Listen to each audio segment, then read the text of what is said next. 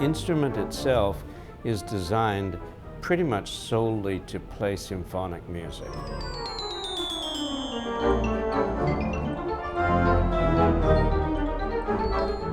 In the 20s, there were 4 different kinds of organs. Church organs that everybody knew, theater organs which moviegoers knew, concert organs, and then there was another category called residence organs.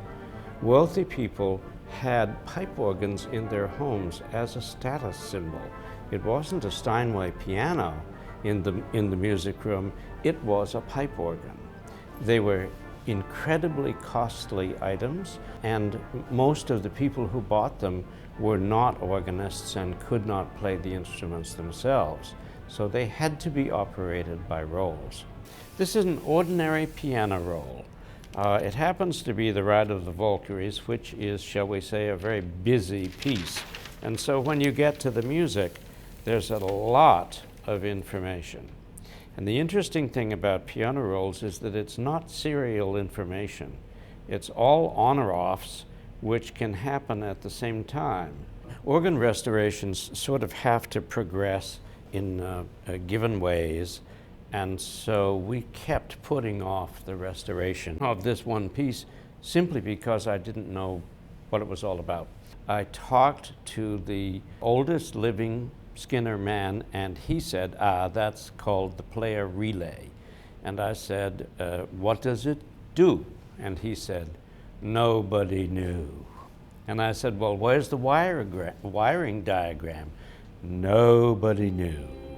It turns out that it was in the Skinner factory, a secret project. Only Skinner and one other person understood how the thing actually worked. The wiring was destroyed by rats. So basically, we had very little to go on. But we started running, well, a piece here, another wire there, another wire there, and eventually it did start to play. It played horrible music, really like cacophony, but it did actually start to play.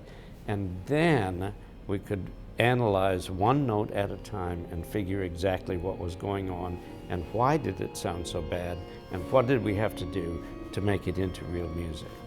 The instrument is important because of what it was originally, which was a computer, a minimalist computer that was operated by 12 volts DC, just like a car is today, and air pressure. And the combination of those two things produced a mechanism which actually could do rudimentary computer functions. There was obviously a memory storage on the paper rolls.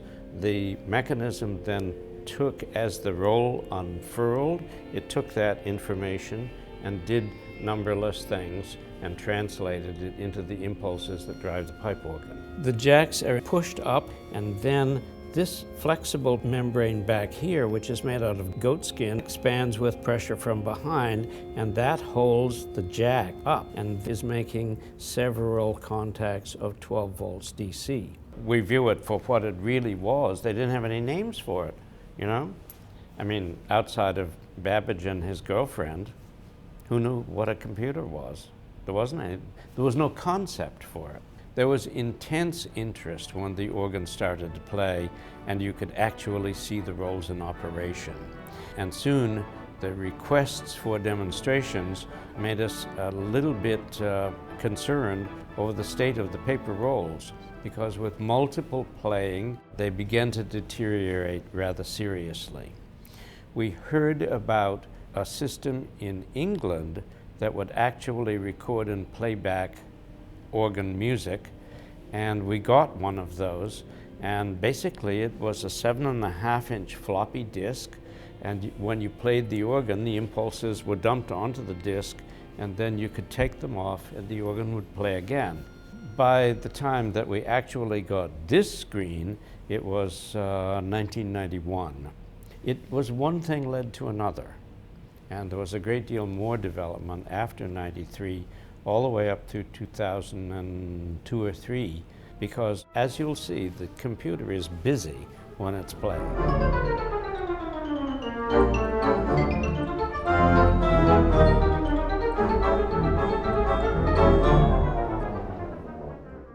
There are very, very few of these instruments in the world. There are a great many church organs still left and playing. There are even a number of concert organs. There are none, as far as I know, that have this particular mechanism to drive them. So it's virtually one of a kind, and it's a big one of its kind too.